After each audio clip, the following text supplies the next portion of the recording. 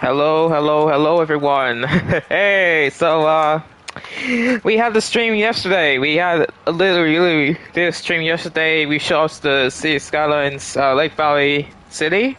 The YouTube video is now, well, on YouTube. It's on the Why Lives Discord server. Reason why we're streaming now is because of our power. Where I live, he was dealing with a ton of Wi-Fi problems.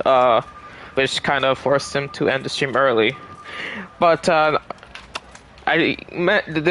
mentioned in the last stream that we might finish this story, and it's a bit of an interesting story. The title of which is called "What Would It Take to Free Russell Mays?" Flawed science helped convict them of murdering his infant son. The DA's office now says it's gone wrong. Why is he still behind bars? By Pamela Koff. Now we entered the stream in the middle of the story. We were getting to the good part where we were approaching a retrial, where Russell will finally get his chance to right the wrongs that he experienced. And if you missed part one of that, you can go to the yesterday stream really and catch up. It's from like halfway onwards. But without further ado, ladies and gentlemen, let's finally do this shit. When Russell was led in handcuffs into the courtroom on a drizzly morning this past March, he bore a little resemblance to the ruddy-cheeked new father paramedics found in 1999, struggling to revive his infant son. At 58, his careworn face was framed by thick, prison-issue glasses. He walked with a cane which he had to maneuver with both hands menaced together. And as he took his seat at the defense table, he winced.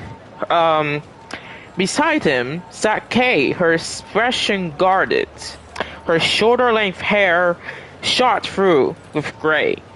The husband and wife, who last lived together when Bill Clinton was president, were instructed not to have physical contact. Wordlessly, they gazed at the courtroom and waited for the hearing to begin. Ethan had not slept well. She knew that the experts who were slated to testify would be good witnesses, but she worried that their testimony would not be enough to satisfy Judge Dozier.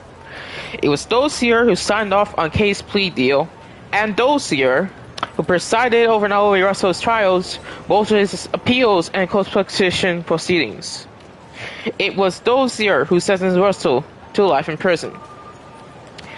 She studied him as he sat on the dais before them, quietly conferring with his clerk, and tried to read his mood. Ethan appeared before him when she was a public defender, and she was well aware how tough he could be. But some of her biggest victories came in his courtroom, including the Joseph Webster case, her first exoneration. That case had included the persuasive power of DNA evidence, something she was painfully aware at that moment that the Mays case lacked. The state's opening statement would be delivered by Funk. District attorneys seldom appear in court to throw their weight behind their prosecutors, but both Funk and Eaton thought it would send the right message to Dozier. Funk struck a note of deference as he underscored his support of the CRU's findings, praying not to local TV news cameras in the courtroom, but to an audience of one. Quote, "Every single medical expert using current science confirms that Russell and Kay Mays are actually innocent of the crimes for which they were convicted," he told the judge. Quote, "It is my duty as district attorney to ask the court to vacate these convictions," end quote. But Dozier, he appeared unreceptive from the start. When Russell's lead attorney Jason Gitcher gave his opening statement outlining the defense experts' findings, Dozier grew impatient, interjecting, "Do they factor in that there's a history of statement that the child was counseled?" When it was time for the physicians to testify, he remained obstinate. He grilled them about granular aspects of their testimony, repeatedly breaking in to interrogate them and questioning whether their opinions were grounded in any kind of scientific thinking. He wondered aloud if different experts evaluating the same evidence might reach a completely different conclusion. Even when he said nothing, he radiated disapproval. He arched his eyebrow, pursed his lips, and shot aspirated glares at whoever was sitting in the witness box. He grew more skeptical as the hearing went on, accusing Russell's attorneys of only presenting experts who have, quote, been picked and chosen to best suit the defense's narrative. During breaks, the lawyers conferred with one another, unsure how to interpret the judge's intransigence. Though Sierra is always prickly, in the absence of the adversarial party, he seems to have decided to take on the role of adversary himself. Perhaps the judge was just putting them through the paces, pushing back on them to elicit answers that only strengthen their arguments. Or maybe, Ethan feared, they had lost him. For months, her team worried that those here would balk at the fact that their experts had not coalesced around a single diagnosis that could explain all Alice's symptoms. And yet, without new blood and tissue samples to test, it was all but impossible to agree upon a definitive cause of death. But she called Dr. Alexander Littleson, a neonatologist, to the stand on the second day of the hearing. She had the doctor inform the court that newborn screening tests, which can identify genetic, blood, and metabolic abnormalities, were so limited at the time of Alice's birth that he was screened for just 4 disorders. Quote, there are over 50 tests on the Tennessee State newborn screen now, Dr. Sanderson explained. The Masons remained composed throughout hours of graphic testimony about condition of their son's body and the details of his autopsy. All told, 7 experts from around the country took the stand to attest to the fact that Alice's symptoms resulted from natural causes, not trauma. In the weeks leading up to the hearing, Eaton had written and rewritten her closing argument. She paced her house for hours, practicing until she could recite it from memory. She rehearsed it in the shower, and in her car, and in the quiet of her home office. She delivered it for friends and colleagues, so she could gauge whether the most important lines were resonating, and she recited it to her therapist. Her closing argument was a very different narrative from the one prosecutors presented at trial. Quote, if Alex Mays could speak to us, unquote, the argument she prepared began. Quote, he would tell us his parents loved him, cared for him, and to his last breath, did not give up on him. As Eaton watched Scripture deliver his closing argument, which those here cut in with rapid-fire questions, she realized that she needed to change course. An emotional plea was not going to win the judge over. She set aside the speech she knew by heart. She would have to improvise. When her turn came to speak, Eaton rose and walked across the courtroom to face the judge. Gripping the lectern, her face rich with concentration, she tried to find the right words. Quote, our office receives hundreds of applications for review per year, she began. Out of those hundreds, we take on less than 5%. And of that 5%, sometimes we have to ask experts to review the information in the case. Unquote. She continued, quote, we had experts look at cases and tell us, no, you got this right. This was trauma, this was abuse. And we turned down those cases. But sometimes, Your Honor, a case is different. She spoke quickly, as if by racing forward she could prevent the judge from interrupting her. Quote, over the last 2 years, this unit has analyzed every detail of this case, she said.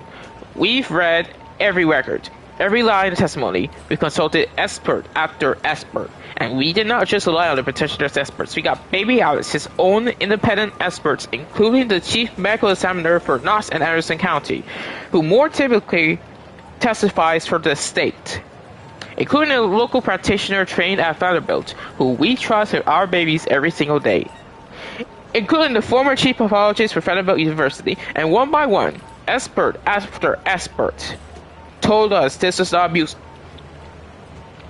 Dozier leaned forward in a high-backed chair. He wanted to know about the doctor who had diagnosed Alice with shaken baby syndrome, Dr. Starry, and whether she had been consulted. But she wasn't, he asked sharply. Ethan was startled by the question because it showed a fundamental misunderstanding of the work that the conviction review unit did.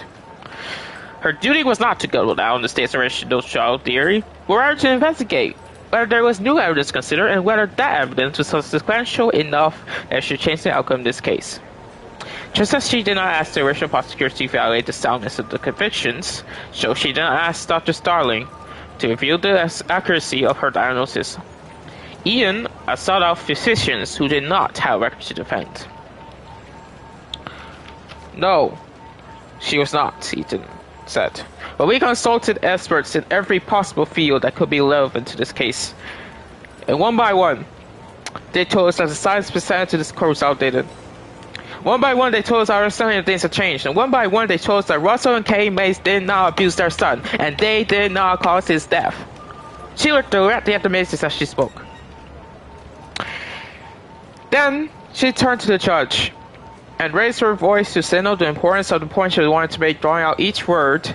The state got this wrong. When she finished, Dozier offered no reaction as he looked down from the dials. Alright, he said flatly. I'll take this under advisement.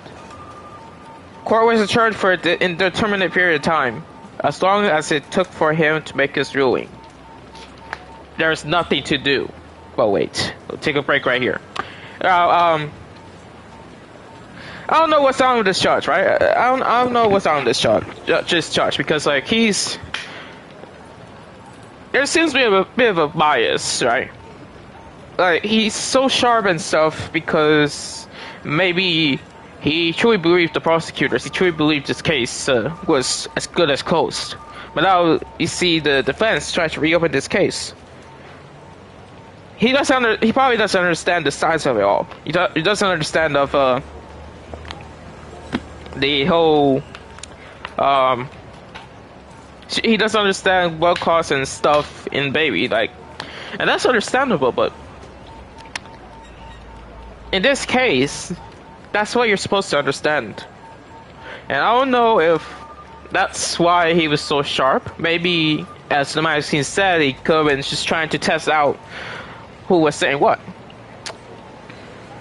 But in this case, it gets frustrating, and they've experienced a lot of stuff. They've experienced like a ton of stuff. The defense team and everyone did even stuff because they experienced it. And to see this judge go out and do his damage to cause problem to this unit is saddening. It is frankly saddening. Now, we got the rest of this to read, so we should probably get on with it. Alright, here we go. A few days after conclusion of the hearing, the two prosecutors originally tried the case wrote to the court, voicing their opposition to the effort to clear Russell Mays. Brian Holmgren and Katrin Miller expressed outrage that they had learned the hearing only from local news coverage. They pushed back against the notion that the science behind taking baby syndrome had grown recurrent in recent years. The idea had been promulgated. They served by a small cadre of medical witnesses and shaken baby denialists. They went on to suggest that the push's Henry Russell was part of a concerted nationwide campaign to discredit the diagnosis. The hearing they wrote had given denialist medical witnesses an opportunity to publicize their false scientific claims. Judge Dozier informed two lawyers that they could not insert themselves into the proceeding and denied them the opportunity to file a brief to the court that would formalize their opposition. He did not, however, have down his ruling. 1 week passed, then 2. A third week came and went without any words, and as the days dragged on, Ethan had trouble focusing. Briefly, she entertained a bit of magical thinking. Maybe the judge was dropped in such a sweeping ruling in the Mace's favor that it was just taking him a little extra time. She stared at her phone, checking her messages again and again. I'm worried, she told me on April 23rd. I'm worried for Russell, I'm worried for Kay. I'm worried for the morale of my team, and I'm worried that if we lose this case, it will make it a million times more difficult to help anyone else. 2 days later, Ethan was working on her laptop when she spotted an email from the court. She could see that it landed in her inbox a half an hour earlier. The silence of her phone. No calls, no texts, saying no bad news. The decision leaned heavily on the findings at Russell's preceding trials. Quote, substantial evidence presented at 2 trials is not sufficiently overridden by the new scientific evidence, it read. Thus, Dozier did not give the witnesses' testimony at the hearing any more weight than the original testimony of witnesses by Dr. Starling. The present-day testimony did not represent a new scientific consensus. In Justice's estimation, it was nothing more than new ammunition in the battle of experts. He went on to find fault with the hearing itself, which he criticized for lacking the adversarial role of the prosecutor, a weakness in his eyes that rendered Esther's testimony less credible. With no opposing counsel to cross-examine the witnesses, he argued, fresh opinions were offered but not probed. Ultimately, Dozier wrote, the court does not find an injustice or that the petitioner is actually innocent based on new scientific evidence.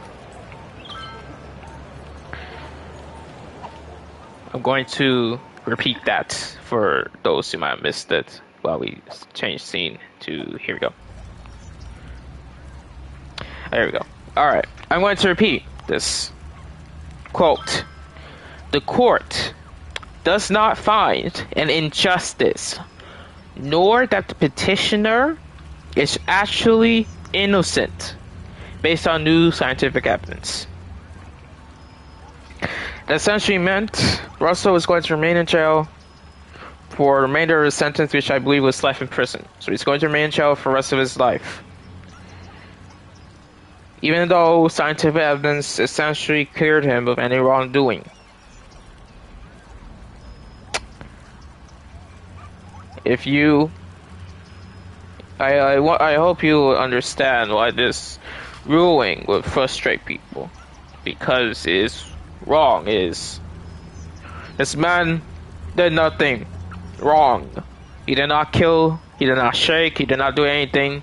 He did CPR on his infant. And because of that, because of health complications that do not indicate abuse, he will remain in jail for the rest of his life. Or will he? Because the story continues, actually. So we should probably get on with it. Yep. Yeah, exactly. He did everything right, and they indicted him. And yet, they think that he did everything wrong. And that's just... I mentioned earlier that... I mentioned at the end of the stream about if we rely on bad things up in our justice system that our society is bad, but I think this is more. But I should probably get on with it. Where are we? Okay. Quote, bewildered, Ethan tried to grasp what she had just read. The judge was penalizing them because everyone, the state, the defense, the witnesses, agreed that the Maces committed no crime. Sir, I'll repeat that once more. Bewildered, Ethan tried to grasp what she had just read. The judge was penalizing them because everyone, the state, the defense, the witnesses, agreed that the Maces committed no crime.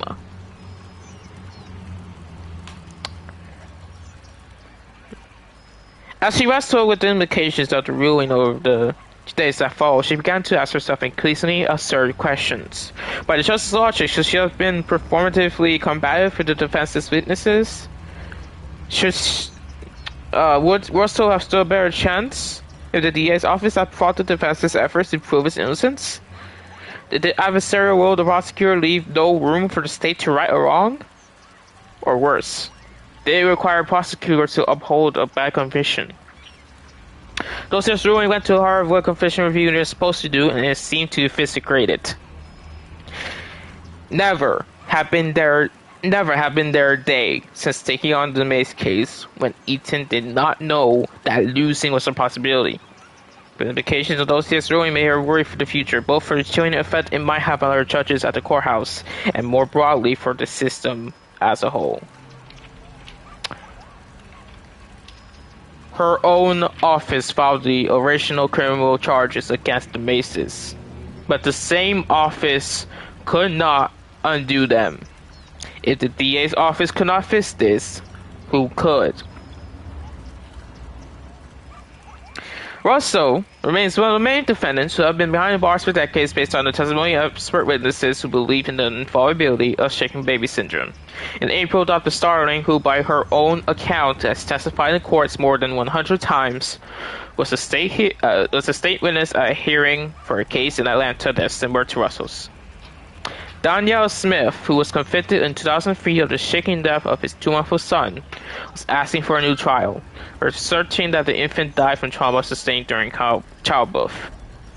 Dr. Starling, who is now involved in a reciprocal prosecution, testified that the only explanation for the baby's symptoms was abuse. During cross-examination, Dr. Starling was asked about Tennessee v. Mace. Quote, "I'm not familiar with this case," she told Smith's attorney.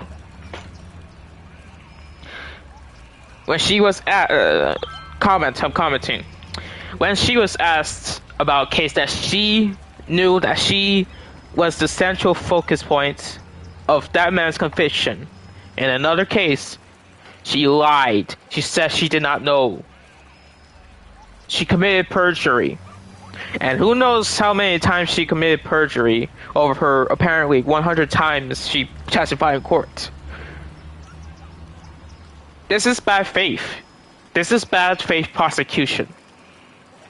When you are relying on witnesses who are willing to perjure themselves, who are willing to say that I do not know this thing, the thing that they are a central focus point of. When you rely on those witnesses, you're putting away someone who does not deserve to be put away. That is wrong. That's obviously wrong. And yet, this is our society. I'm going to continue now. The lawyer then produced hundreds of pages of testimony bearing her name. Quote, that does prove that I was there, she allowed. The facts of the case had escaped her, she said. Quote, if you say he was convicted, then I'll take you at your word. Quote, he has served 25 years in prison, the lawyer pressed. Quote, again, not to my personal knowledge, she replied. Russell's case is currently before the Tennessee Court of Criminal Appeals, which must decide whether to give him permission to appeal the ruling. Quote, the Tennessee Innocence Project fully believes in Russell's innocence and will not stop fighting until he is released from prison, the district told me. Case appeal to vacate her own felony conviction will proceed separately. The case now faces a new challenge. Lawyers working for Attorney General Jonathan Schimetti of Tennessee, a conservative Republican, are handling the appeal.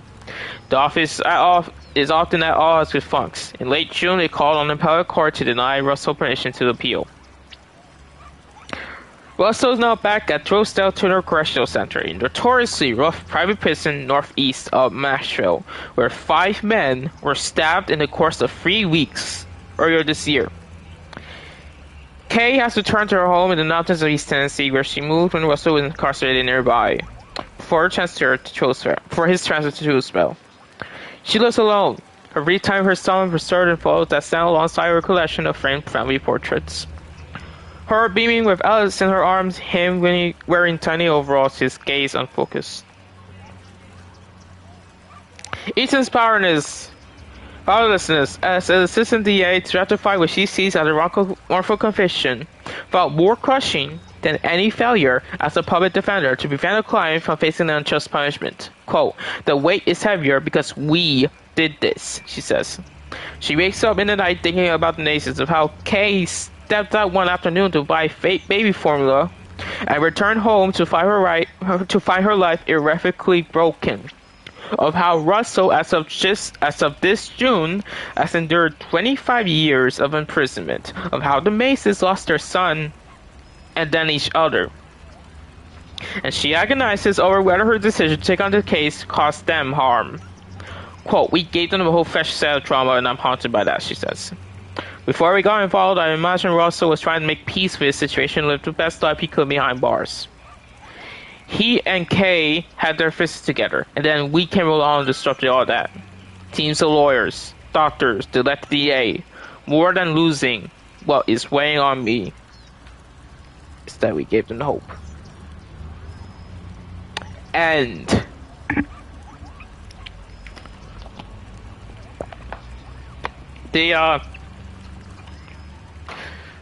this is a case that is very tragic. We start with a baby who was born probably with a ton of medical issues, which eventually led to his death a year later in foster care. His parents in jail for apparently trying to kill him, even though they did not. They did their damnedest to help him, to give him a life that he deserved. Despite his disabilities, despite his health, they tried their damnedest to be the best parents they could. And that is why that is why their lives have been broken. That's why one of them is in jail. That's why the other has a felony on her hanging above her head. Because they tried to be great parents. They tried to be great parents. And the system broke them.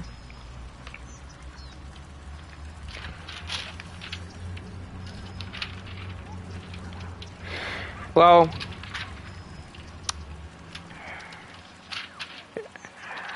this was, unfortunately,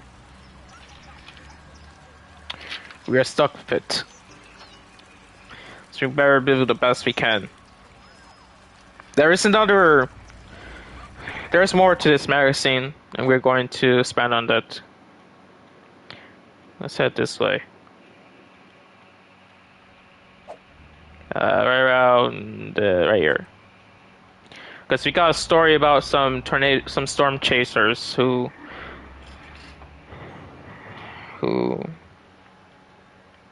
do their damnedest to go right directly towards tornado just to get better accuracy in the weather reports, and that's brave. That's very brave, frankly. In America, we have this thing called Tornado Alley, and it's where a ton of tornadoes spawn and cause a lot of havoc. The people who live there are used to them in some ways. It is essentially almost a daily part of life. So I'm not surprised that there are people who really want to be right next to a tornado. I'm not surprised. And I think that's admirable. And one of those people is a man named Reed Timmer. And we start his story as following. Quote, on a clear morning in late May, Reed Timmer began the day at home in Lexington, Oklahoma, studying the latest update from National Weather Service's Storm Prediction Center. The map showed a moderate risk of tornado activity in the region later that day, and Timber buzzed with nervous excitement. But he faced a tough choice. Forecasts showed two areas hundreds of miles apart where tornado outbreaks were most likely. To the north, the incoming area of low pressure pointed to potential activity near the Kansas border. Timber was more intrigued by what he saw in Texas, where strafing low altitude winds and a 12 moisture was set to coalesce in the afternoon. By lunchtime, Timber was speeding south. If a tornado touched down, he planned on driving directly into it. Timber 44 is the nation's most famous storm chaser with millions of followers on social media. He live streams his relentless pursuit of violent weather, gleefully careering into the path of deadly storms. Exactly, he is the king. he's number one. Woohoo! Let's keep going, though. Let's keep going. A scientist and a showman, a thrill seeker, and an early warning system. Timmer is a speeding, screaming, occasionally nerve-splattered face of extreme weather in America. He is an inspiration for one of the lead characters in the new film Twisters, which hits theaters on July 19th, amid one of the busiest tornado years in history. And unlike many storm chasers, Timber is also a credentialed meteorologist who remains driven by his obsessive desire to know as much about tornadoes as is humanly possible. And as the day went on, Timber drove through the Chickasaw Nation Reservation and across the border into Texas. Sky darkened as bands of thunderstorms began rolling in from the west. Watching the radar, he zigzagged past cattle ranches and oil wells, trying to stay ahead of the weather. Just southwest of Wichita Falls, he sped through a downpour and a hailstorm, phenomena that often precede tornadoes. Then, as he barreled down dirt road and wind forest population 342, it appeared. A towering, cylindrical vortex known as the mesocyclone was rotating before him. Small fingers of swirling wind began to descend through the cloud wall. Debris was lofted into the air. "He's on the ground!" he hollered. "Bedtime tonight, here he comes!" Timur came to a stop and rolled up the window just before a cloud of dust enveloped the vehicle. He was now inside the tornado. Timur enrolled at the University of Oklahoma to study meteorology in 1998. A month into his freshman year, he went storm chasing and saw his first tornado. Next spring, he had to shelter under a freeway overpass while chasing the Rich Creek Moore tornado, which killed more than 30 people in several parts of the Oklahoma City metropolitan area. Quote, "I got obsessed with being up close from that moment on," he says. He went on to begin his PhD studies, but the allure of storm chasing waylaid his academic career. In 2008, he starred in the second season of Storm Chasers, a reality television show on Discovery. Over 4 seasons, Timur grew more comfortable on screen with more ambitious in his chases. By 2009, he was rowing the planes in the first of his specialized Dominator vehicles, a modified Chevy Tahoe, outfitted in armor and tricked out with sensors. 3 years ago, Timur got a call from Hollywood. Universal Pictures and Warner Brothers were making an update to Twister, the 1996 blockbuster starring Bill Paxton and Helen Hunt. The writer, Mark L. Smith, wanted to spend time with Timur, learning what it was like to chase.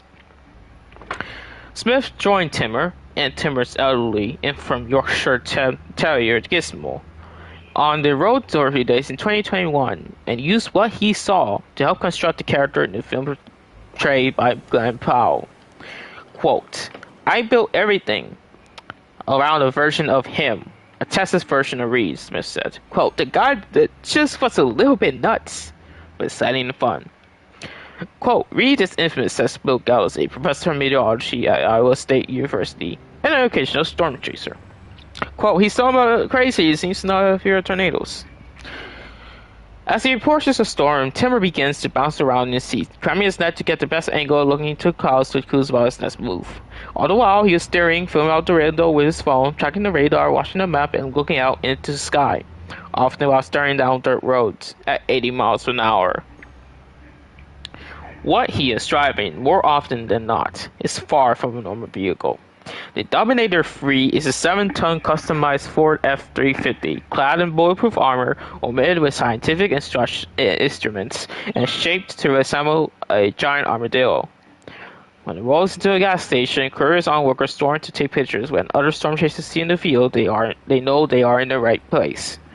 Timur built it to withstand winds up 200 miles per hour. Sensors carry record wind speed, relative humidity, gravity waves, and more. Its angular housing is designed to deflect debris.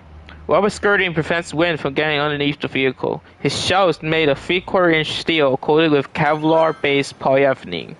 There are 2 layers of soundproof windows, and with enough warning, Timur can deploy strikes that penetrate the ground and anchor the Dominator 3 in place. With each chase, Timur is hoping to learn a little more. Quote, "Our goal is just to collect as many data points as possible from inside a tornado at ground level," he says. He is particularly keen to record wind speeds and pressure levels. Such information might help forecasters predict storms more accurately and ultimately save lives, he said. In recent years, he has been pursuing an even more audacious feat. He wants to measure the complete thermodynamics of a tornado in 3 dimensions by deploying miniaturized sensors inside a funnel cloud. He has achieved this goal just once in 2019, when he launched a rocket into a tornado in Lawrence, Kansas. When the rocket entered the storm, they deployed a custom lightweight, miniaturized and typical meteorological probe, which recorded data as winds carried more than 31 miles. Timur and his collaborators published the data that they collected in a peer-reviewed journal last year. Let me comment here. The guy's crazy, but he's doing amazing stuff, right? Like, come on. He's going directly into tornadoes. He's sending rockets to tornadoes. He's getting all this data. And guy's bloody crazy, but he's doing a ton of work for meteorology. He's doing a ton of work for helping us understand how a tornado behaves, what a tornado is like when you're literally in it. He's helping us and making us understand that. I'm sure there are tons of storm chasers who would like to do the same. I'm sure there are tons of storm chasers who do the same. What they do is bravery in itself. They're not shooting people. They are not in war. They are not doing. They are not destroying things. They are building things, and they are monitoring the things that destroy everything else,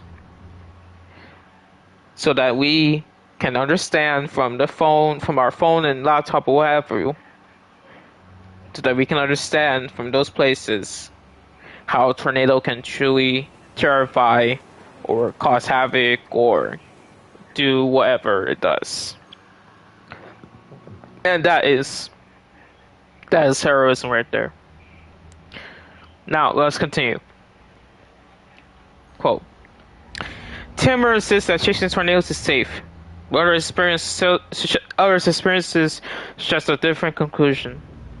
In 2013, while he was pursuing the El Reno tornado in Oklahoma, 4 other chasers died in the storm. 2 years ago, 3 University of Oklahoma students were killed while chasing the storm. In a statement, the National Weather Service said it does not condone or encourage storm chasing.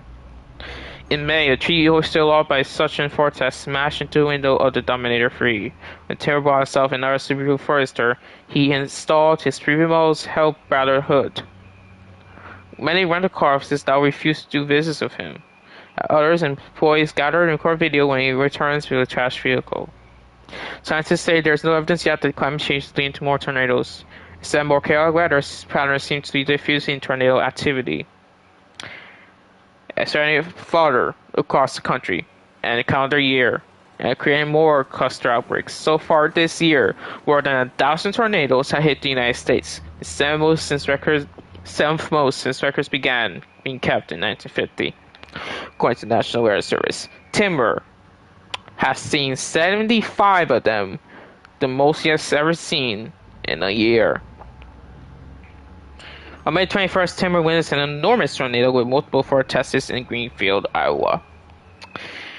As he filmed from the ground in the air with a drone, the twister reached speeds of 300 miles per hour, shredding enormous wind turbines and ultimately killing 5 people. Then came the tornado in Windhurst. A few days later, he was racing through Texas again when he hit a deer. Deer died and the Dominator 3 was badly damaged as he sent to the shop. 2 days later, Timmer was chasing his Subaru when the engine broke out. With a towering so-high tornado in front of him, he got out of the car and watched as the sky dropped down low, pouring dirt and debris into the heavens.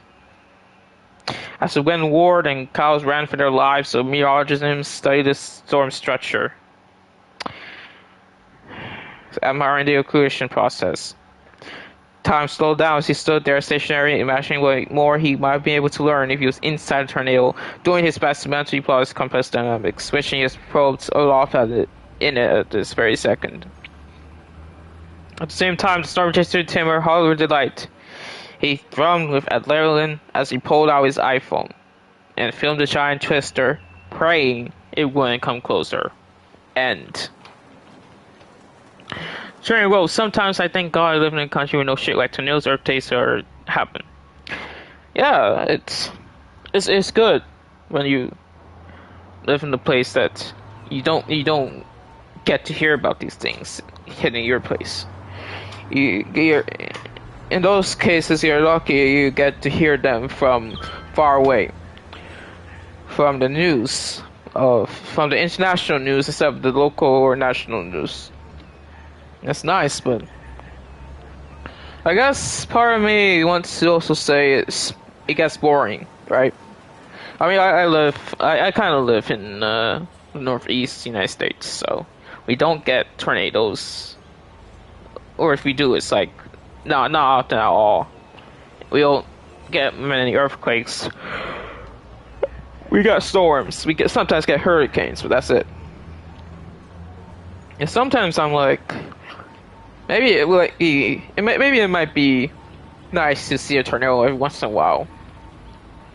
But when you're actually up there, when you live through a tornado and everything, it gets way scary. It gets horrendous real fast, and so I understand wanting to live in a place that doesn't have these things, and it's like two sides of a coin that you don't know if either is good or not, I suppose. And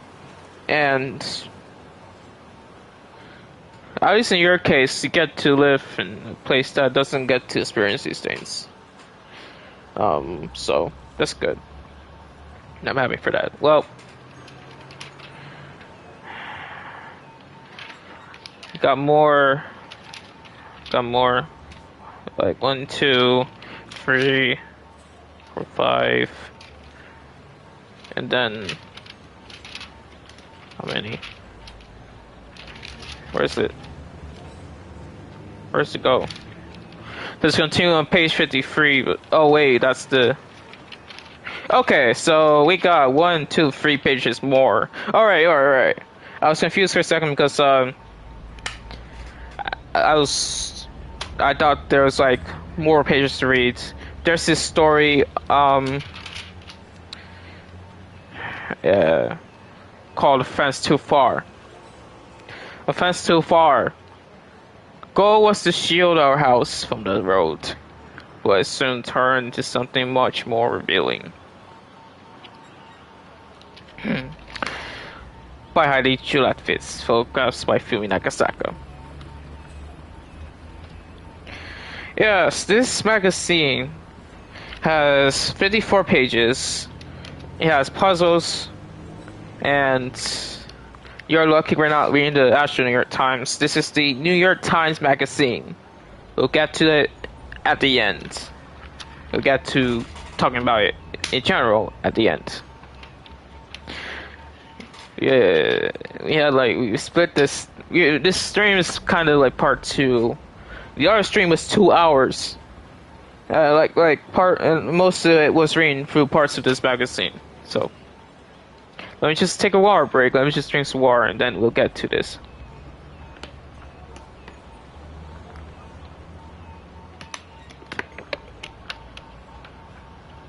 All right, here we go.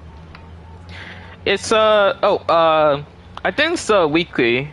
I think it's like every Sunday they release this. So this magazine I'm reading is from the 21st. So they should have an edition for this week, tomorrow, or Monday. Alright, here we go. When we bought our house in Maine 23 years ago, people welcomed us to town with tales of local mishaps and gaps. Barns almost burned down, pipes that burst. The man mile down the road built a fence. This shabby imparting of intel functions simultaneously as a gesture of hospitality and a comical how not to primer, containing valuable survival and etiquette tips. Our town of about 830 residents more than doubles during the summer when part-time residents like me arrive. The fence story suggested what types of behavior on your personal property were and were not considered neighborly in a town where zoning ordinances are few. Quote, "You won't ever get rid of the magazine room, will you?" people asked. Magazine room is on our house's second floor. It's basically a vintage mood board and more windowless crawl space in the room, accessible through what looks like a cupboard door. Much earlier residents, successive generations of earlier residents have patched the pitch on painted walls of the magazine room with clippings of what appears to be fashion, adventure story, and homemaking periodicals dating to the first half of the 1900s. We promise never to renovate this magazine room. We promised to change very little about our house, or at least what was visible from the road, including the 11-foot tall deciduous hedge that ran the length of our yard and seasonally blurred our view of the traffic coming in and out of town. But then the hedge began to fail. An expert from nearby nursery arrived with a clipboard and pronounced our hedge an invasive non-native weed not worth saving. But we loved the wheat. We topped it. We fertilized it. It was on this leisurely upswing when 16 years after we bought our house, a woman driving a fancy SUV jumped the cover, plowed through the hedge, jumped the cover again, and sped off. Had the man behind her not followed her home, she might have tried to get away with her, as everyone agreed. Very impressive stunt driving. We weren't in town at the time, and so could only view photographic evidence of damage. The gouged earth, the long hedge like a smile missing some of his teeth. Our reaction was impulsive and retrospect baffling. We will use the money we received with the stunt driver to put up a fence. Just a second. Just 1 second.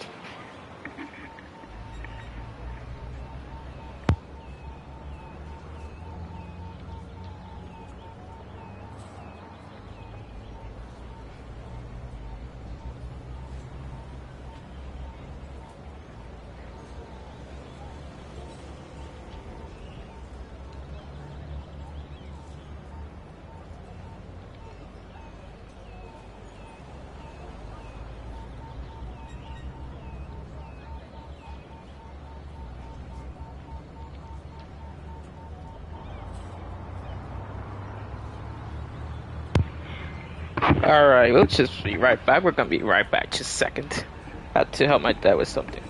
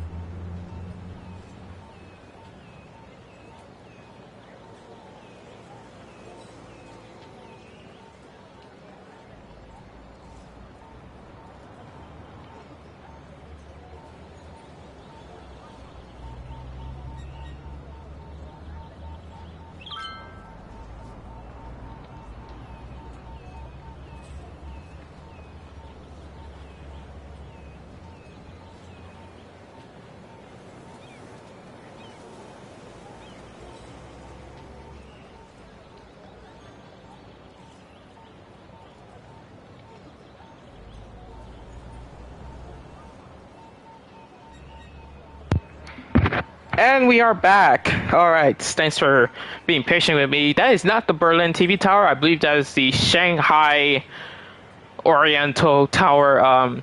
Don't know its name, but it's supposed to be like the tallest tower in Shanghai.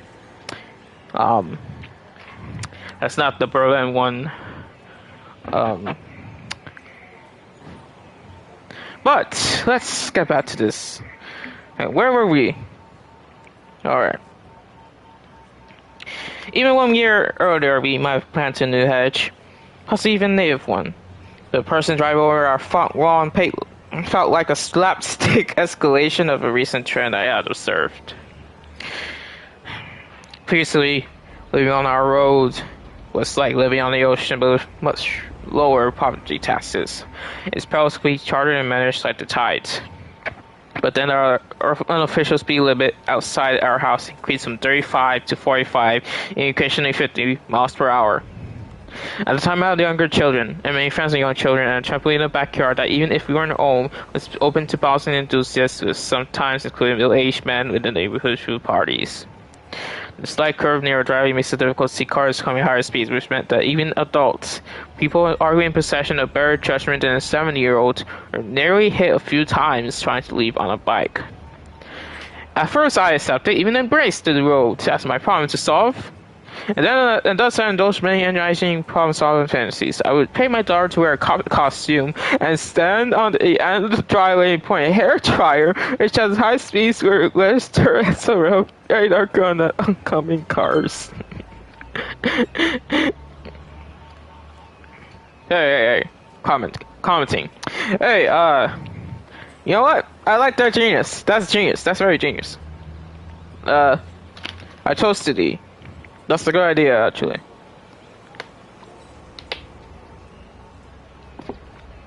I hope it... And I hear it's successful, so... Don't mind the work going on around this, though. They're just doing some renovation work. Anyway. At first... Oh, yeah,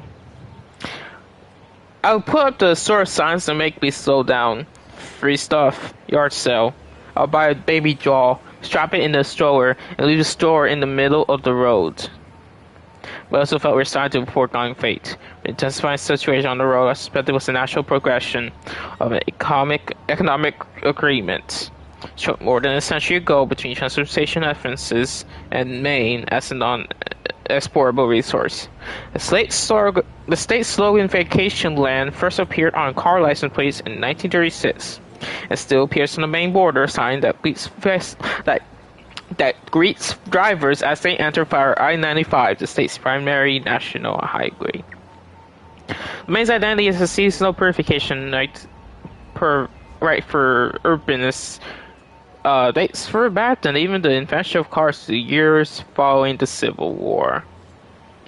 I'm neurotypically attuned, some might say, to the history's niggling rebels. I was born and raised in Maine, and so I've been versed in my earliest moments of sentience, and Maine's identity is something both staunchy fists and, during the summer months, menaced from all directions, including the sea by visitors.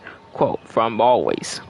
When my parents moved to Portland in '65, after which my brother and I were born, we also acquired some measures of nativist invaders ourselves. Rather than Mainers who can trace their Mainerness back to many generations of other Mainers who live only in Maine, my parents, and by eventual extension my brother and I, were the type of Mainer defined as year-round resident, seasonally irritated.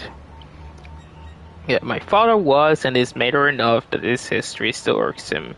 He recently, while visiting grounds of summer people, to me, now technically a summer person, quote, they showed up thinking we should adapt to their ways, rather than them adapting to us.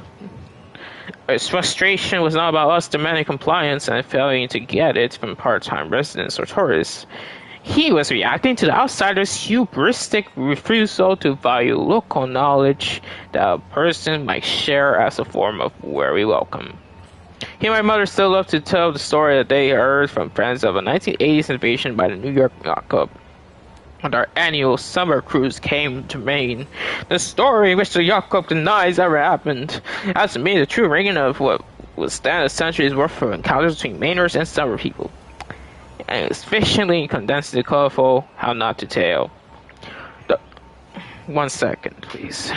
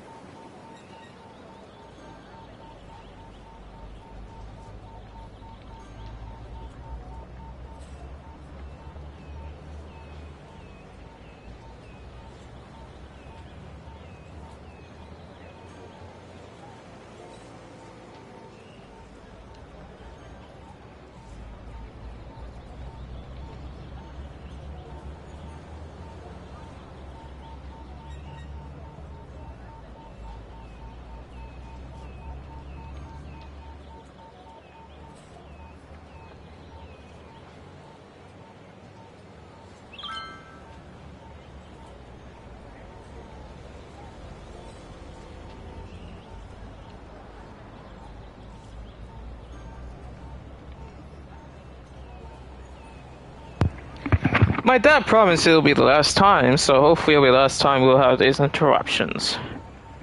Let's hope. Although let me just take a water break before we continue. And we should probably also move to like somewhere suburban, so 1 second.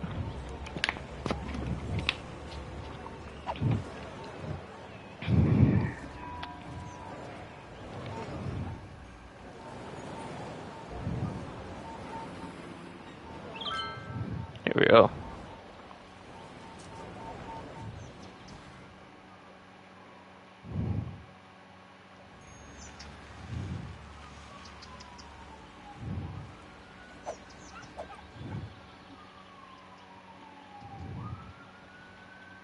Alrighty, we're gonna be hanging out right around here, watching the lake.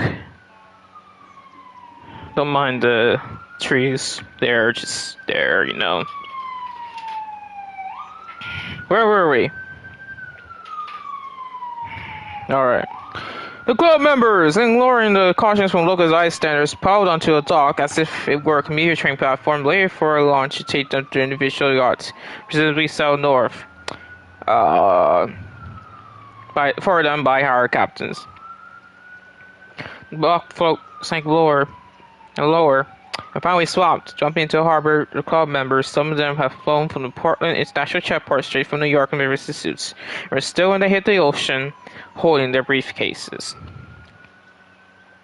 During summer 2016, when the speed of cars driving past our house was frequently 10 to 15 miles per hour above the posted limit, I did something I'd never done before. I complained. I visited the town selectman, one of whom asked, "Are you related to Bill?" He and my father worked together. We were eventually determined back in the 90s. This is how encounters tend to start in a state with just over 1 million people, in a town with just under 1,000 people, where you have a last name that even the close childhood friends could spell.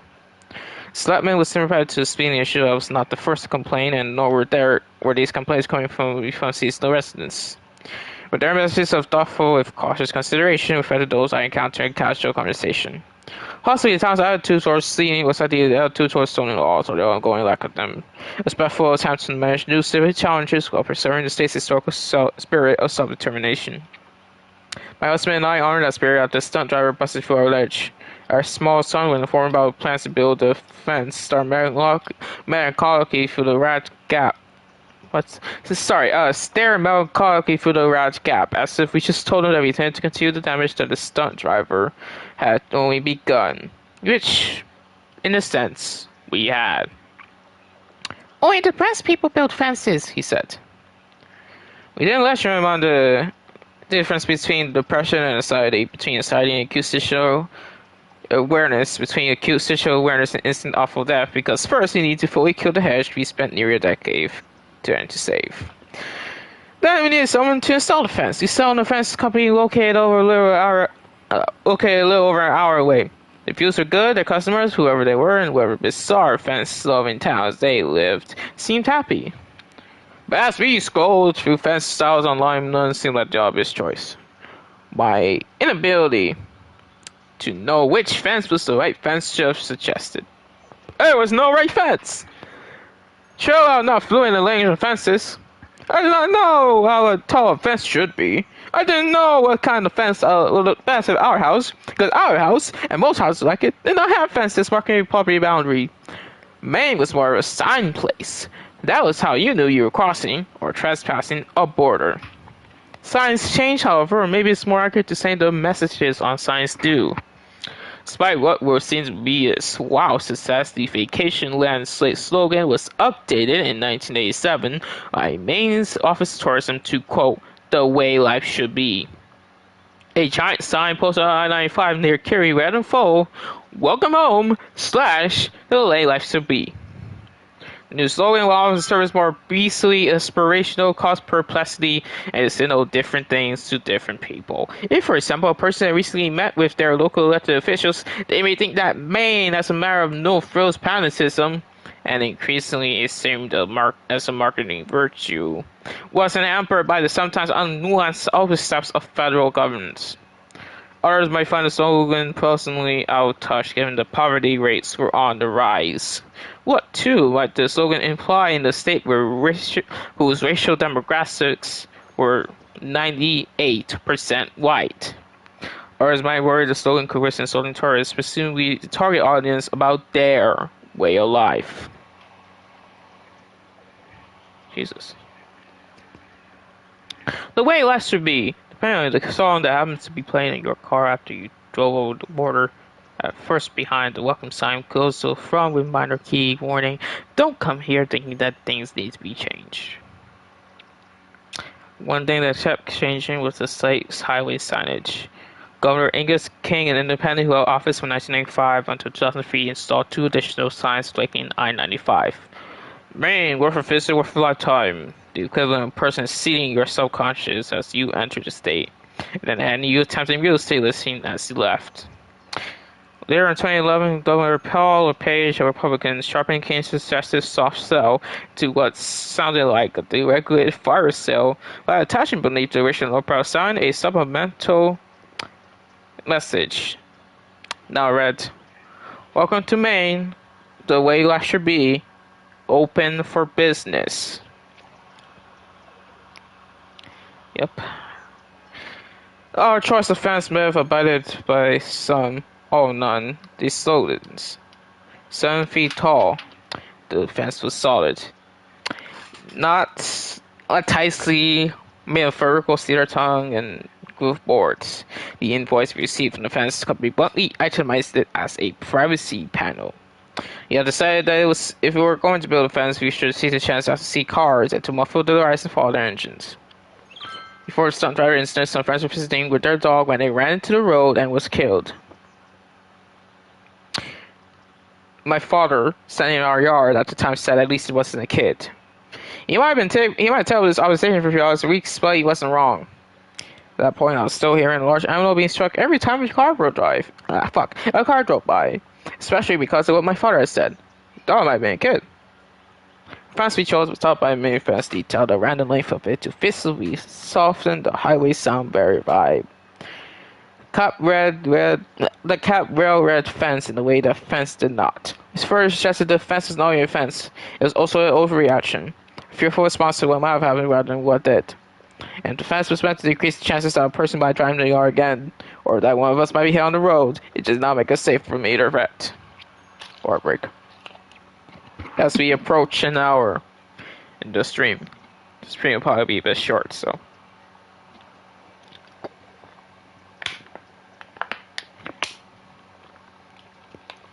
That's a pretty mountain that tree up there. Oh, straight ahead, it's an amazing mountain. So, or is it like a big hill? Like, who knows? The sun's not going through it, so don't think we will know. But back to this.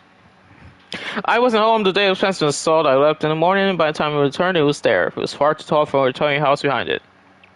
It was an unweathered cedar slab, practically neon yellow when the sun hit it.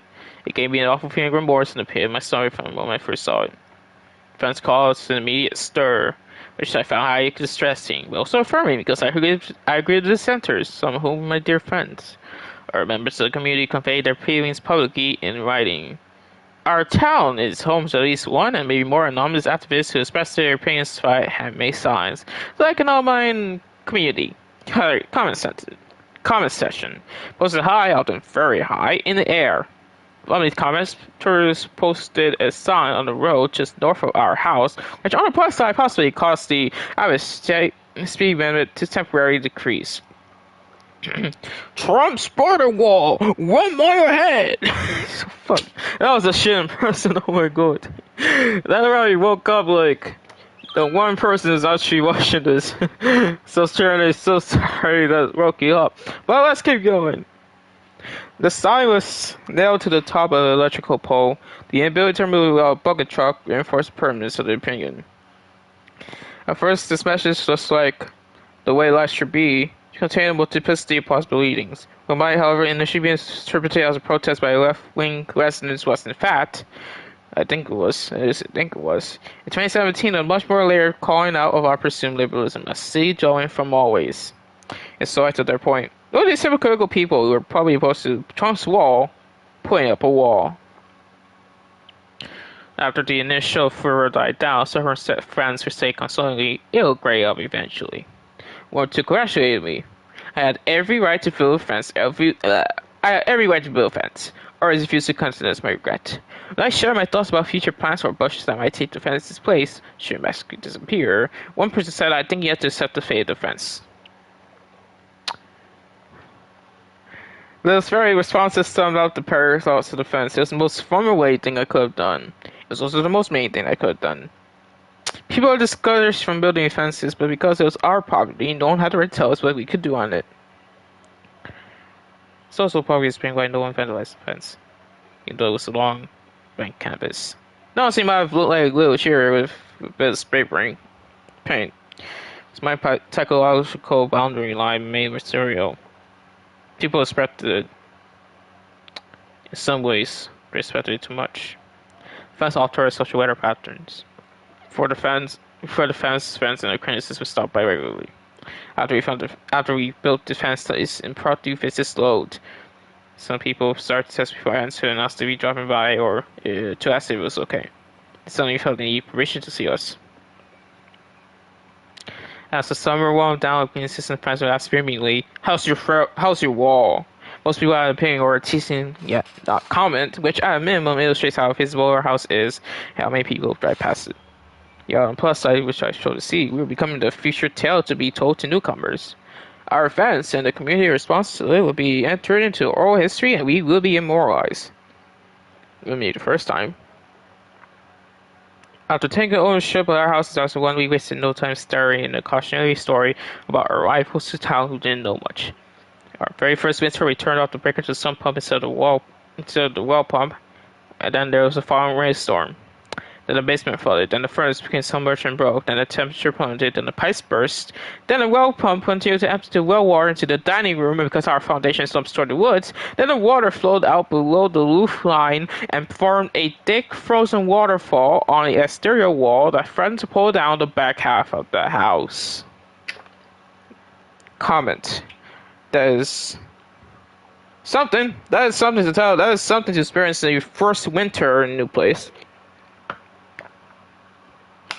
If I was them, I would be moving away immediately. But at least they stayed. So. Alright, here we go. Not for the last time, we were a source of comedic incompetence. We have failed to understand how winter works and how water works and how electricity works, but the story of defense was proof of a different, more publicly visible failure to understand, or worse, understanding but not caring. We did care. This bears the fact of the defense inscrutable even to us. Not even a year after building the fence, my husband stood outside one evening assessing it with work could be doing. I don't know why we did that, he said. The following summer, we planted a row of native climbing hydrangeas to cover the exterior of the fence in green so that to those driving by even larger species, it might be indistinguishable from the previous hedge. Hydrangeas grew quickly, but not quickly enough. I found myself caught between guilt and annoyance when greeted by someone with another wall joke. If the people who lived in town weren't thrilled with the fence, they had every good reason to feel that way because we apparently altered their view. Also, they learned to coexist the road without putting a fence, so why couldn't we? I had less patience for the seasonal people who lived on the water, far from the busy road. They were cranky. Their scenic vibe to the closest store had been changed. They could no longer be cleansed by the pre-industrial beauty of Maine as they sped past our old farmhouse to buy food. I had to hold off my tongue when the patrician, some patron who lived on the coast down two private dirt roads, announced to me it is a person's community duty not to change the front of their house. A sentiment I did not entirely disagree with. Our house, for example, was both ours and not. Near that kind of house referred to the former owner's name. For fast delivery person to find us, we had to pretty clarify that we lived in their house. In our town, maybe in many small towns, the houses are a way of recording recent human history. House is communal property in a sense of public holding of the historical society. That's also why we're so committed to preserving the magazine room. It functioned as a museum to generations who preceded us.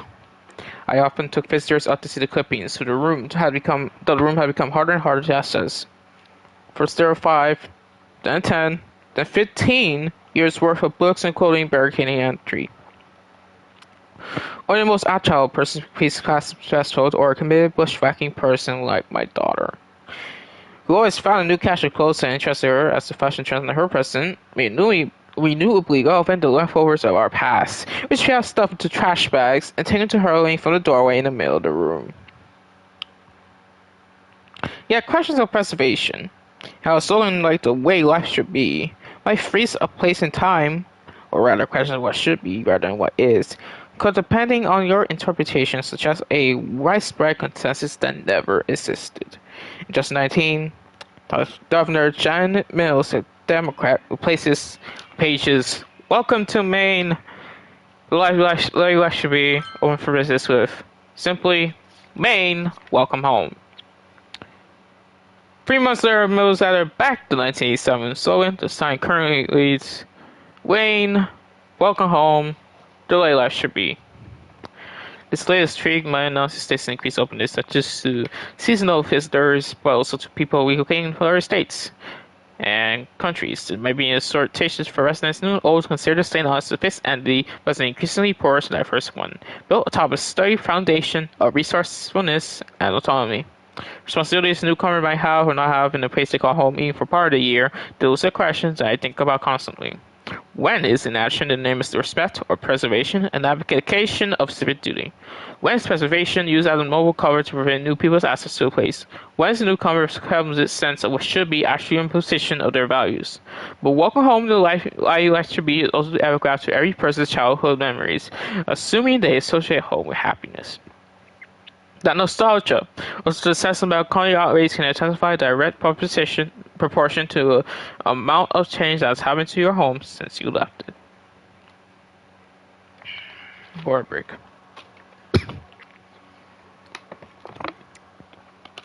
It's now 4 o'clock in my end, so top of the hour, let's get going. The fence is 7 years old now, but it's still occasionally a source of friendly teasing. Last winter, I drove up alone and arrived after dark and left my car on the road so I could move a friend that had fallen across the highway. A friend pulled up beside me and said, smiling, "Are you locked out of your compound?"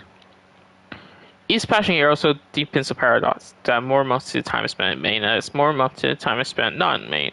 If time is singular and measured, the longer I live in Maine, the more of a fun away I become. Even when I'm not in Maine, I represent a democratic causing an increasingly dire housing crisis. Mills's welcome sign became prophetic. During the pandemic, people from out of state bought places that have been on the market for years, in some cases more than a decade. 2019 average sale price in our county was down about 25% from the previous year. Between 2020 and 2021, the average sale increased by almost 41%. Our house for years was fabricated into standard money pit was suddenly worth so much that we might near broken even had we decided to sell. The price point would dictate that a buyer would probably be a from away and a well-off one. This trend extends beyond our county. In May, Portland, my former hometown, was named the hottest luxury housing market in the United States for the third quarter in a row. Its price is up 22% from 2023, and yet, despite the rise in housing costs, and it says evolving national appeal from wilderness ideal from those who enjoy freezing water, no sand beaches, and insect sieges, to a differently commodified version of escape. Certain local numbers might suggest that little has changed. The number of children in public elementary school has remained roughly the same. Town's voting rolls haven't increased much. There were, however, 30 or 40 more car registrations during the pandemic. Some towns seem invested in change, and more of it may be on the horizon. Given that the community isn't a monolith and never was, these shifts are not unanimously viewed as either losses or improvements. A committee forms consider hiring a harbor master. The nominous signposters were busy again when the selectmen decided to no longer allow an annual ritual in which people drag busted docks and boats and appliances into the center of town and host a gathering late at night, after which at dawn a man with a crane takes a chunk out to the dump. Some of the signs are historically indignant. 100+ year tradition. Others, hung on top of the electrical poles, were more taunting. Nice try, selectman. A result to the broader crisis. What else is there to do? The town installed a permanent speed monitor, which I believe is meant to flash when a person is driving above the posted limit, but it's hard to know for certain. Current monitor is actually the second of its kind because the original sustained a fatal shooting. The new one soon acquired half a dozen bullet holes, and so doesn't work either. The monitor, and alerting nobody to anything save someone's opposition to it, was maybe more a public referendum on speed management than speed management strategy. Other than suggestion 2, the magazine room with the hedge before it is failing, allowing the thing to simply be, it turns out, is a small patch to its extinction. The uninsulated space heats up these days to what must be over 100 degrees during the summer, and for that reason I tend not to go there. And so I was surprised to find, while we were supposedly preserving it, that the magazine room is in ruins. The glue is decomposing. The desiccated clippings when touched turn to dust. Someday the walls will be bare. Our fence, meanwhile, has weathered to a medium dark gray. The climbing hydrangeas look like goofy, bungling creatures, their paws pushing through the railing on top of the fence, so that I can see them, even when I'm behind it. Their invasion is a welcome one. I'm starting to wonder whether if in the future the person who owns this house decides to take the fence down. Such a decision will prove controversial. Make the fence a once-guarding newcomer be considered part of the town history? And does like a legacy room qualify for possession? If nothing else, in the meantime, would people wish to preserve the tradition and tease us about it? I might even wish to preserve that tradition. The familiar ribbing, how's your wall, is practiced by fewer and fewer people, to the point where now it feels like an affectionate, even nostalgic way of greeting me after I've been away. The once habitual exchange preserves a record. The way the Historical Society preserves photos of buildings and residents that no longer exist. Occasional challenges of coexistence, even or especially among well-meaning people who like and respect one another. One day last summer, as I was standing at the end of my driveway, a woman I'd never seen before walked by. She might have been a new resident, or someone's guest, or a person on vacation. I experienced an odd mixture of relief and sorrow when she smiled at me and said, quote, "That is such a beautiful fence." End.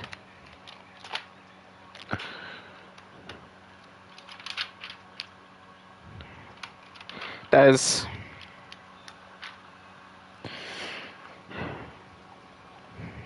beautiful.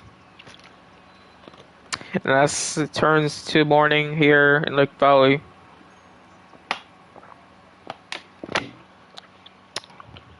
so must we end the stream because that is the end of our magazine. This magazine is called the New York Times Magazine, issued July 21st, 2024. The cover story was "What Would It Take to Feel Russell Ways? False signs help convict him of murdering his infant son. DA's office now says it got it wrong. Why he's still behind bars by Pamela Coloff." The cover shows a picture of Russell holding his infant son. The father, he's looking towards the camera, almost smiling. I think he is smiling actually. Towards the camera, has his newborn son. Well, yeah, is it bi-weekly? I didn't know. I thought it was weekly. The photo is clearly from the 90s. Just from the vibes alone, the technology behind it, behind him. I believe Kay is behind Russell, looking away, doing something else. Back at the magazine is an advertisement for their book Overlooked, a celebration of remarkable, underappreciated people who broke the rules and changed the world, by Amisha Pradani, and the obituary stats at the New York Times. It's available now somewhere. And as we look towards morning here in Lakevalley, so must we end the stream, because there are no more stories to talk about. We could go over the puzzles, but no one cares about puzzles anyway. So thank you all for watching. Originally, we started the stream because where I live was going through a ton of issues with their Wi-Fi. They're streaming Dead by Daylight, and unfortunately, they weren't able to get much more than an hour out of content because their Wi-Fi sucks. They have to deal with Optimum, and if you live in New York or New Jersey, you know how Optimum is. It's shit. I personally have been through Optimum for 17 years, and not once did I enjoy Optimum. Not even as a child. My mother, may God rest her soul, absolutely did not. For 17 years until the fire, so tough nuts to us, I suppose. Anyway, at least we finally finished this magazine, so now we are an hour and then an hour and 20 minutes into the stream for a total of 3 hours, possibly, of getting through this magazine. If you missed the first part of our stream where we talked about the first part, most of the story, and the other parts of the magazine, you should watch it on YouTube. It's now available there. It's also available on Twitch for at least 60 days, so you have enough time.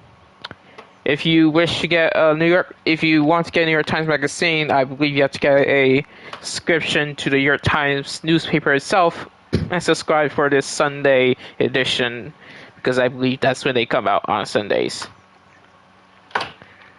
No, Saturdays actually. I just realized I'm looking at the New York Times for Saturday, the 20th, and then hold on, but the date on the magazine says it's the 21st, so maybe it's a Sunday issue, and they put in strange. But as you look through this lake, you must head out. We'll be doing a poll for this Friday stream. And as we look towards the street, heading towards the city, gonna end the stream, as I said, like 3 times now. Thank you all so much for watching. If you are watching this on YouTube, please subscribe. Like and subscribe. If you're on Twitch, please follow. And this stream will be on YouTube. If you want to vote for this stream, please we'll make a poll. I believe later than today, the 27th. Thank you guys so much for watching. I'll see you guys next time.